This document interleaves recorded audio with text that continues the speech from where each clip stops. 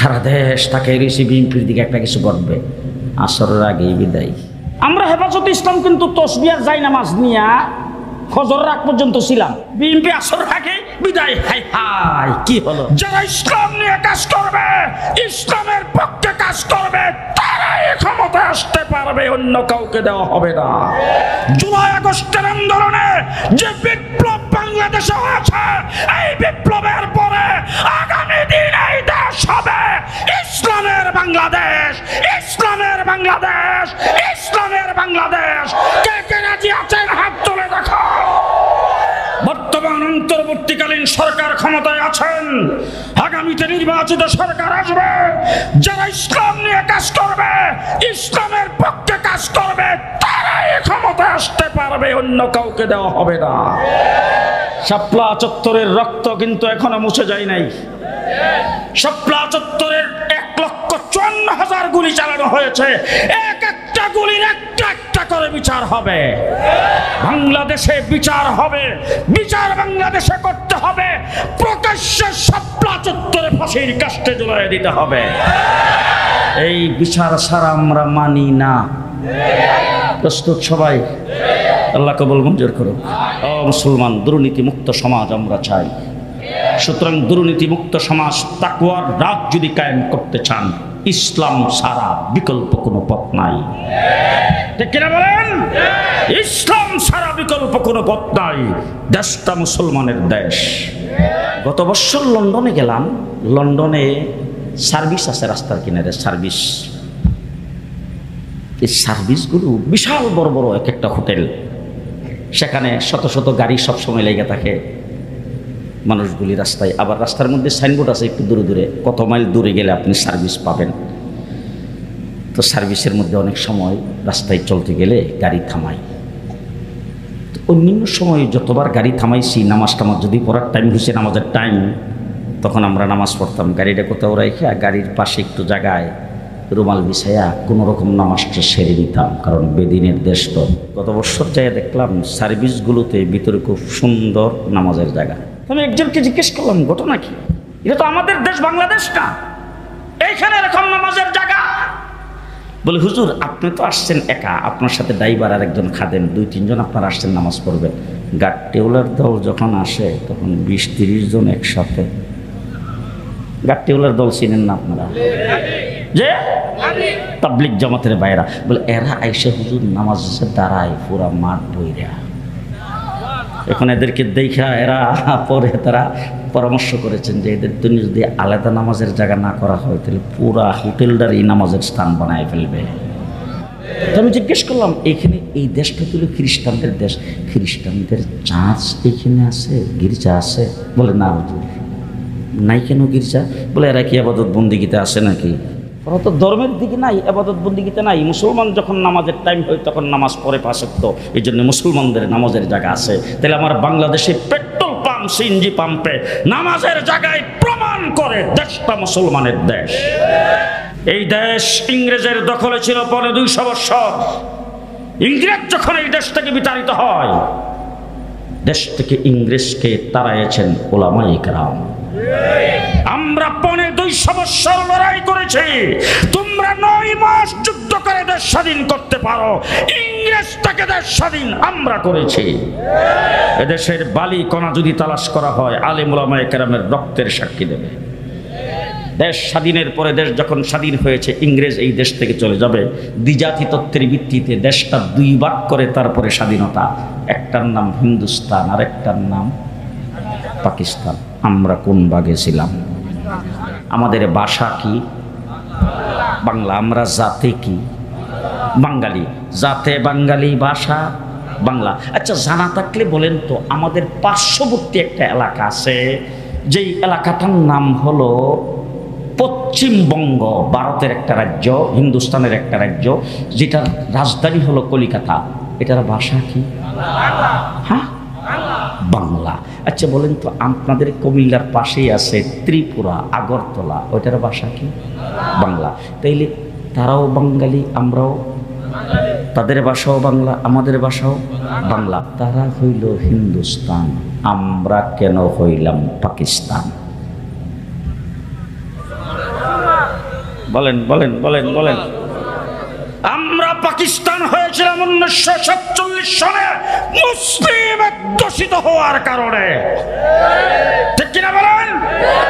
আমরা মুসলিম অধ্যুষিত হওয়ার কারণে যখন আমরা পাকিস্তান হলাম, পশ্চিম পাকিস্তানিরা আমাদের সঙ্গে বৈষম্যমূলক আচরণ শুরু করেছেন।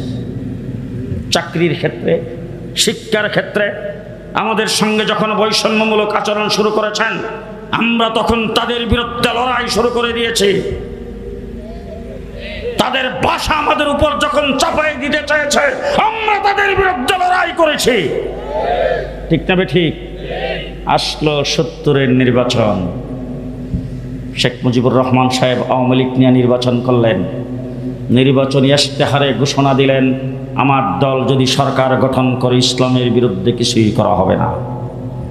সেই কথা শুই না দেশের মানুষ মারল সিল।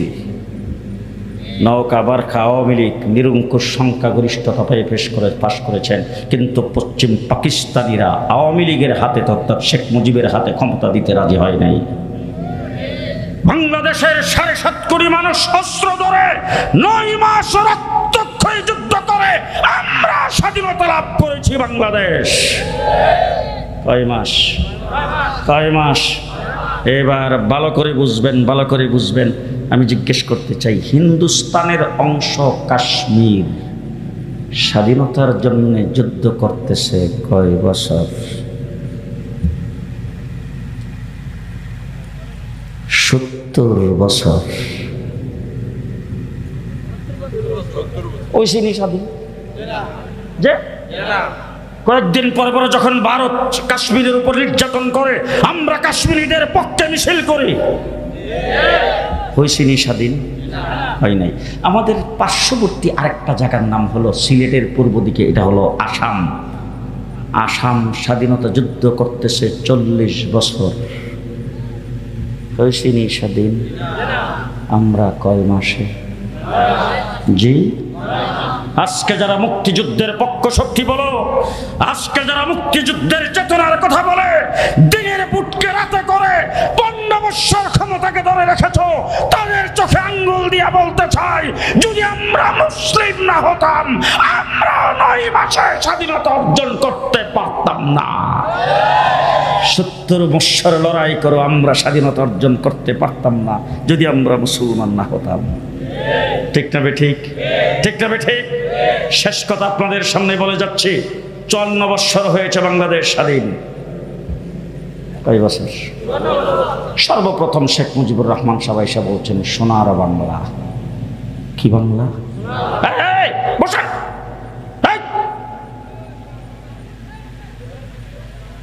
কি বাংলা? সোনার বাংলা। সোনার বাংলা দেখছে মানুষে, একজনে বমি করছে, আরেকজনে খাইছে। কথা কয় না দিন।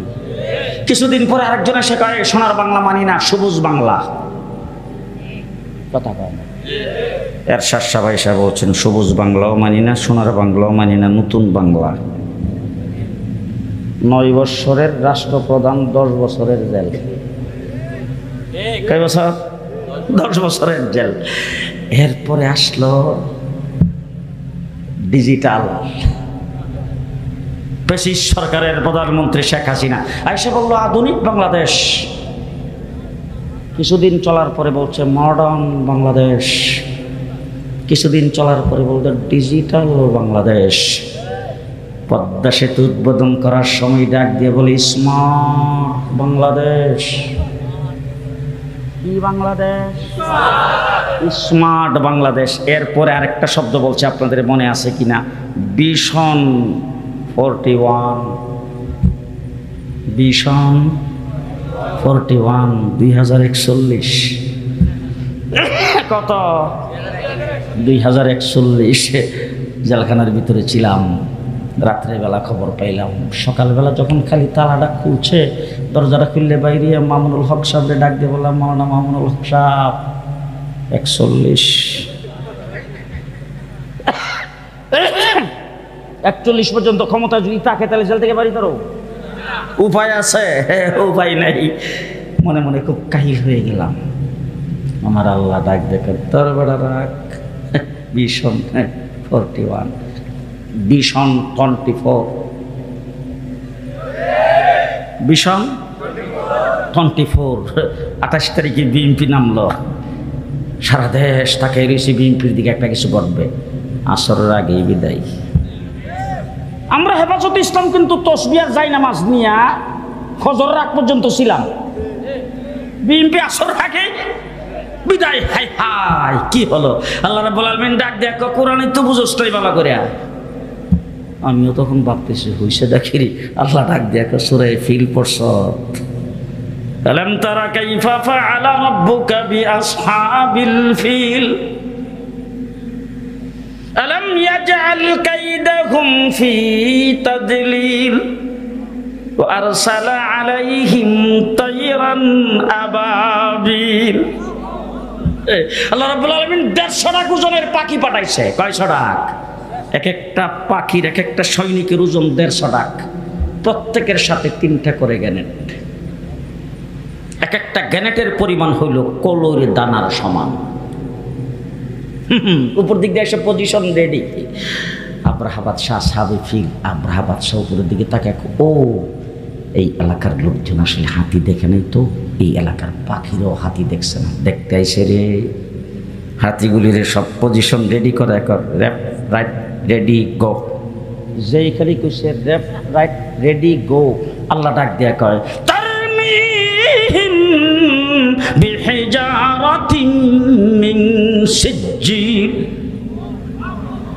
বম্মিং শুরু কর। বাস কলুর দানার সমান এক একটা গ্যানেট নিচের দিকে সারতে শুরু করে দিয়েছে। ফাজআলাকুম কাসফিন মাকুল। একটা ঘোড়ার সামনে যদি আম পাতা, জাম পাতা, কাঁঠাল পাতা, অনেকগুলি পাতা একত্রিত করে দেওয়া হয়, ঘোড়া যদি সেইগুলিকে ভালো করে চাবায়া ডুব গিরার আগে যদি আবার সেটা ফিরে জমিনের মধ্যে রাখে, কোনটা আম পাতা কোনটা জাম পাতা যেমন চেনা যাবে না। ওই কলুর দানার সমান আর 150 লাখ ওজনের এক একটা সৈনিকে যে বম্বিং করেছেন, বম্বিংয়ের পরে এলাকায় যায় দেখা গেছে কোনটা হাতির গোশত, কোনটা মানুষের গোশত, কোনটা হাতির হাড়, কোনটা মানুষের হাড় চেনা যায় না। আমার আল্লাহ রাব্বুল আলামিন বলেন, হেফাজতে ইসলাম জামাত বিএনপি থাম, আমি আল্লাহ পাক আবাবিল পাঠাইতেছি, তার নাম হলো কলেজ, ইউনিভার্সিটি আর মাদ্রাসার ছাত্র। ভিশন 24 বলেন। ডিজিটাল বাংলাদেশ দেখছেন তো, স্মার্ট বাংলাদেশ। কাঁচামরিচের কেজি 1200 টাকা। এবার সব বাংলা দেখার পরে আমি আপনাদের কাছে জানতে চাই, জুলাই আগস্টের আন্দোলনে যে বিপ্লব বাংলাদেশে হয়েছে, এই বিপ্লবের পরে আগামী দিন এই দেশ হবে ইসলামের বাংলাদেশ, ইসলামের বাংলাদেশ, ইসলামের বাংলাদেশ। কে কে রাজি আছেন হাত তুলে দেখো।